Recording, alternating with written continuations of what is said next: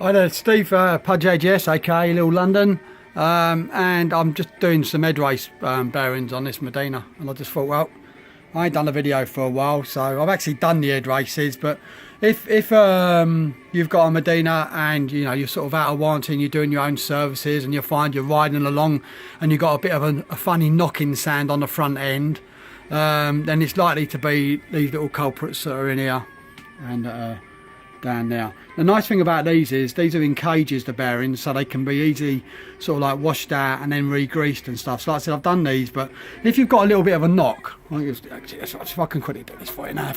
Basically you're undoing this one here. This will be obviously done up tight. I've just done these, so just see if I can quickly just show you the idea. What I mean is something you can easily do yourself. It's always good to do them anyway. After about 4,000 miles, you want to take these off and give them a good re-grease anyway. Right, so that one popped off there.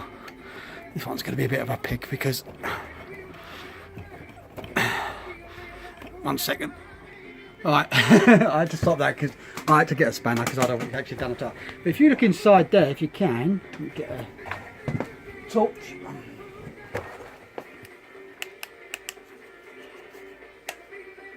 Okay, there we go. You can see the little buttes inside there. As I said, I've cleaned them, re-greased them up there.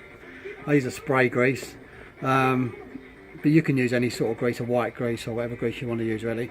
So basically that's what your headrace bearings look like. And then you've got some, you can't see these ones because they're actually inside there, but all you do is put it on your centre stand, block something underneath there. So I use a little thing like that and I whack that on, lift it up, whack that on, and then the front will fall down. Don't panic about it, because once this comes down, there's a little gap in there, and then you can wash and clean out your bearings. Putting it back together, you just take that little stall off, and then it'll sit back on and give it a little rock. So what I'm going to see if I can get it to, you can hear that, and you can see it's rocking. Hang on. Okay, so if you've got that rocking movement when you're riding, you ideally want to be checking to make sure your headraces are not loose. Okay, so and this is how you're going to tighten them up. So just give me 1 second so I can just screw these back down again, and I'll be back in 1 sec to tell you how to adjust them. Okay, right, so I buttoned these down. So basically you've got, this is a locking nut, this one here, this is the one that adjusts for your free play and your steering. So what you want to do is you don't want to do it up too tightly, your steering won't be free. So you're just going to keep doing it up. And if you've got a spanner that big, which to be fair, not most people have a spanner that big, these work just as well. Just be really careful. Obviously you don't want to damage anything, and you're just going to get them in like that, and then you're going to give them a little bit of a tweak. So you're going to tweak it like that. So you're going to do it up and then wiggle your wheel from here this way, backwards and forwards.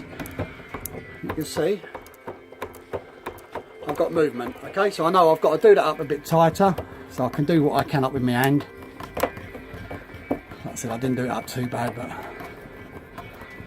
I love working on these machines. I think they're fantastic. So like I said, I've redone all these, so I've taken this off and totally greased it. I've gone, that's hand tight, give it a wiggle. Oh, actually that's pretty good. Yeah, I've got no free play in that. You can see I'm wiggling. Absolutely no free play. I'll just check my, absolutely spot on. Well, that's not bad for, I was going to say for an hand job, but that sounds quite bad, but I've said it now, never mind. Now what we're going to do now is we're going to use the locking nut.